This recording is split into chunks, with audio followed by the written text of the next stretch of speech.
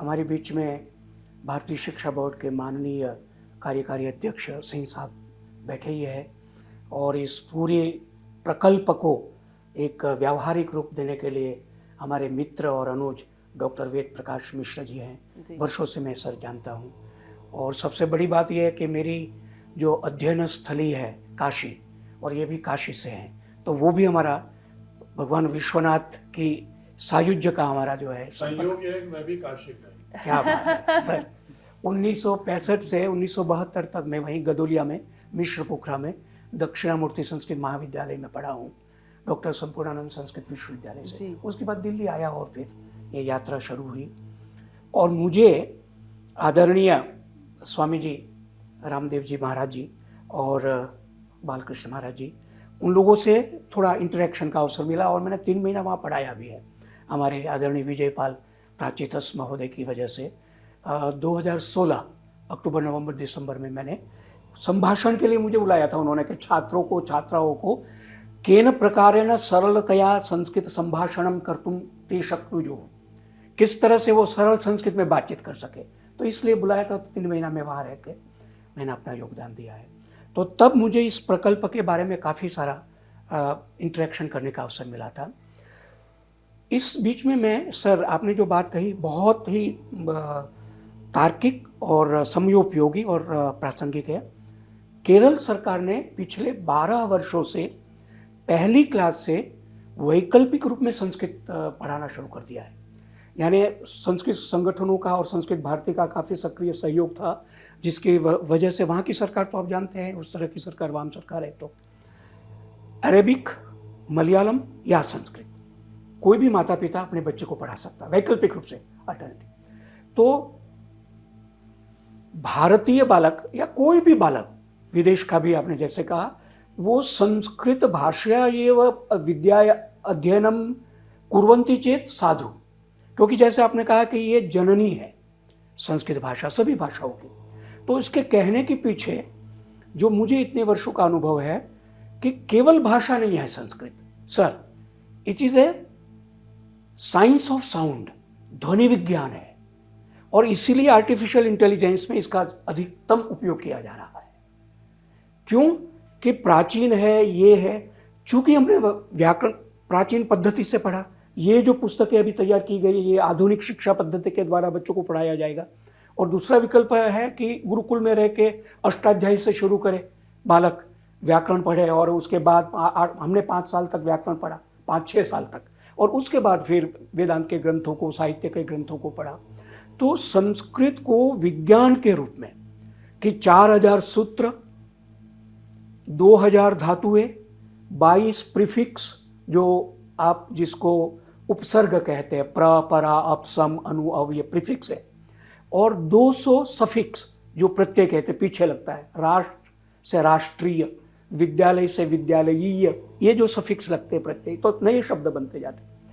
तो संस्कृत को लेकर स्वतंत्रता प्राप्ति के बाद बहुत बहस थी कि राष्ट्रभाषा किसको बनाया जाए, राजभाषा किसको बनाया जाए, और कई नेता थे जिसमें अम्बेडकर साहब ने, बाबा अम्बेडकर जी ने तो कहा था कि संस्कृत को राष्ट्रभाषा बनाया जाए, लेकिन उस समय का जो भी माहौल था तो नहीं बनी संस्कृत।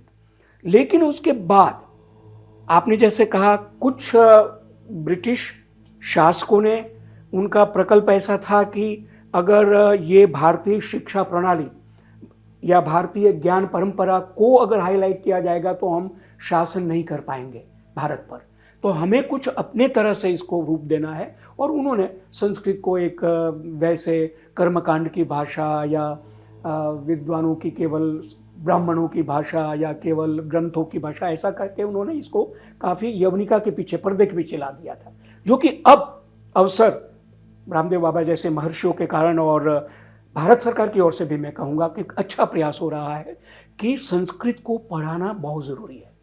मातृभाषा बिल्कुल ठीक है सर, न्यू एजुकेशन पॉलिसी में मातृभाषा को भी, मदर टंग को भी महत्व दिया गया है, लेकिन मातृभाषा के साथ माँ की माँ जो बहुत दुलारी होती है, नानी तो सबसे प्यारी होती है, तो संस्कृत को नानी के स्थान पर इसलिए रखना जरूरी है कि कोई भी भारतीय भाषा आप ले लीजिए, पंजाबी, कन्नड़, गुजराती, मराठी, कोई भी भाषा आप लीजिए, तो उसके 80 और 90% शब्द फोनेटिक्स जो उसका है वो संस्कृत की वजह से है। संस्कृत में जैसे धातु, रूट और प्रीफिक्स और सफिक्स से शब्द बनता है।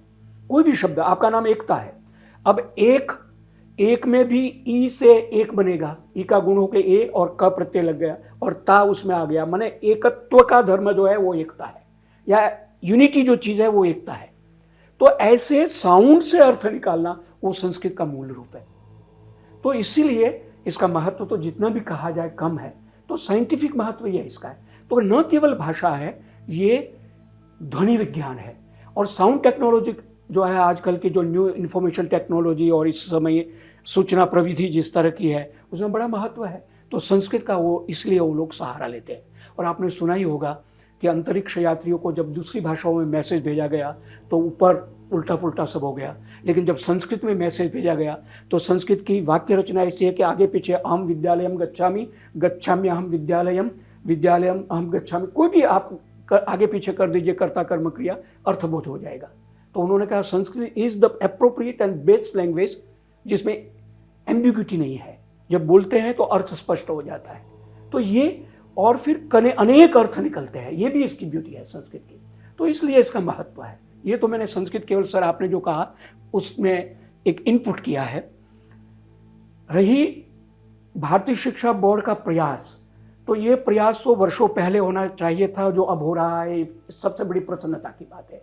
ये संस्कृत वेदिका भाग 1 और 2, उसके बाद संस्कृत सुधा और उसके बाद संस्कृत प्रभा, ये पुस्तकें मुझे मिश्र जी ने प्रोवाइड की, मैंने देखा।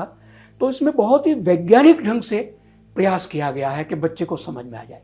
क्योंकि या तो वो पहले व्याकरण अष्टाध्यायी पढ़े जिसमें 4-5 साल लग जाता है, या इसमें जैसे कोई भी मैं उठा लूँ, इसके अंत में जैसे ये चित्र के साथ वाक्य दे देगा तो ये बच्चा अपने आप संस्कार उसका हो जाएगा कि ये महनीय पुरुष है और इस तरह से प्रणाम हम कर सकते हैं। इसके बाद लेखनाय पत्रम, लिखने के लिए बच्चों को जो वर्क दिया जाता है इसमें लिखने का है, या जैसे गिनती है 1 2 3 4 एकम द्वे त्रीणि चत्वारि, तो वो लिख सके और उसके इससे उनको बोध हो जाए। तो इसको बड़े मतलब विस्तार से मैं ये कहूँगा कि वैज्ञानिक तरीके से जो बालक, चाहे वो 3 साल का होगा 4 साल का होगा, बोलना ही सीखेगा, शुद्ध उच्चारण के साथ संस्कृत सीखेगा।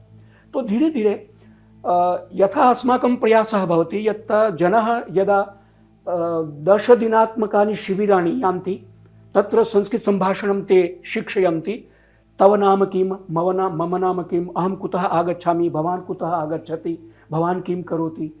ये सेंटेंस है वो हिंदी में अंग्रेजी में भी इसी तरह से ही बोलते हैं, लेकिन जब संस्कृत में बोलना शुरू करेंगे और उसके बाद संस्कृत का ग्रामर मैथमेटिकल है। सबसे बड़ी बात सर ये है जो अशुद्धियां हो जाती है। अब गच्छति की जगह गच्छन्ति कह दिया, को सिंगुलर को प्लूरल कर दिया, तो कोई बात नहीं। बच्चा जब घर में होता है तो वो ग्रामर से नहीं बोलता है, वो तो अपने हिसाब से बोलता है, ग्रामर तो बाद में सीखता है व्याकरण बच्चा दूसरी तीसरी चौथी के बाद। तो इसी तरह संस्कृत संभाषणम सहजरीत्या यदि ते पठन्ति वदन्ति कक्षायाम अध्यापकाः बालकान् पाठयन्ति तर्हि सरलतया ते संस्कृतावगमनं करिष्यन्ति।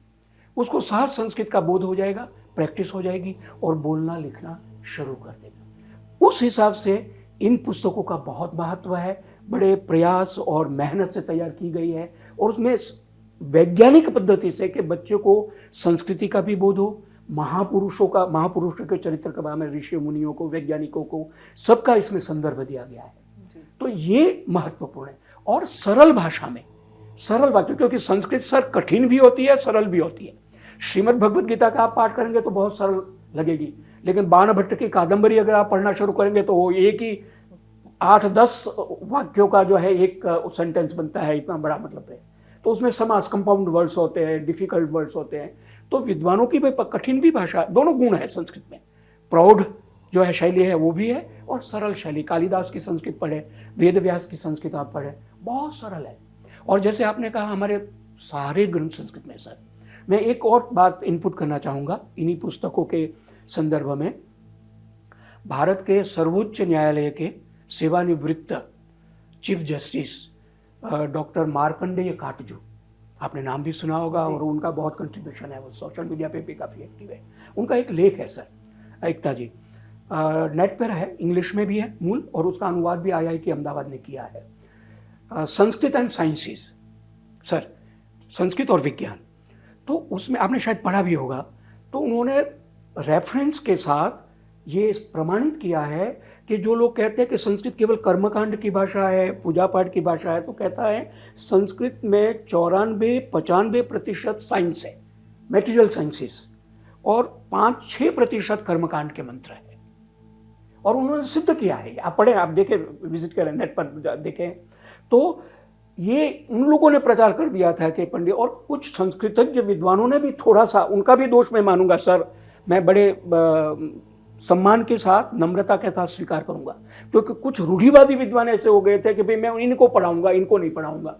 उससे भी संस्कृत का हमारा मतलब हानि हुई है, जो कि धीरे धीरे अब ठीक हो रही है। और एक व्यापक दृष्टिकोण में अब कोई ऐसा नहीं है कि किसी वर्ग विशेष को, जाति विशेष को या उसको ही पढ़। बहुत सारे मेरे संपर्क में सर मुस्लिम स्कॉलर है जो संस्कृत के बड़े अच्छे विद्वान हैं। पंडित गुलाम दस्तगीर नामदार, अब तो नहीं रहे, वो विश्व भाषा करके पांडिचेरी से पत्रिका प्रकाशित होती थी, बाद में इधर काशी से अपने काशी नरेश के यहाँ से उनकी जो कुमार बिटिया है राजकुमारी साहिबा, वो थी उसकी अध्यक्ष, और वो प्रकाशित करते थे, विश्व भाषा पत्रिका के संपादक रहे। और जो अमर चित्र कथा बुक्स है जिसमें बच्चों के लिए सचित्र कथाएं हैं, संस्कृत में उन्होंने ट्रांसलेशन किया है पंडित गुलाम दस्तगीर नामदार साहब ने, और बहुत सारे विद्वान हैं, अंग्रेजी जानने वाले बड़े सारे विद्वान हैं, बाकी भाषाओं के, जापानीज के बड़े सारे, रशियन भाषा के कई विद्वान हैं। तो किसी वर्ग विशेष की, जाति विशेष की नहीं है, गीता सबकी है, संस्कृत सबकी है सर, जो पढ़े उसके लिए है, क्या से। तो ये दृष्टि इससे होती है, और ये भारतीय शिक्षा बोर्ड का बहुत अच्छा प्रकल्प और प्रयास है, जो इस तरह से अब बालकों को आरंभ से ही इनके विद्यालयों में जहाँ होंगे वहाँ संस्कृत पढ़ने को मिलेगा। फिर जिनकी रुचि है वो अपना ग्रामर पढ़े, पाणिनि व्याकरण पढ़े, डिटेल में जाए, शास्त्री करे, आचार्य करे, या BA MA करे संस्कृत में, लेकिन आरंभ के लिए बहुत अच्छा है। और मेरी ओर से वर्धापन और अभिनंदन सर, इसके लिए आपको भी और भारतीय शिक्षा बोर्ड को भी और आपको।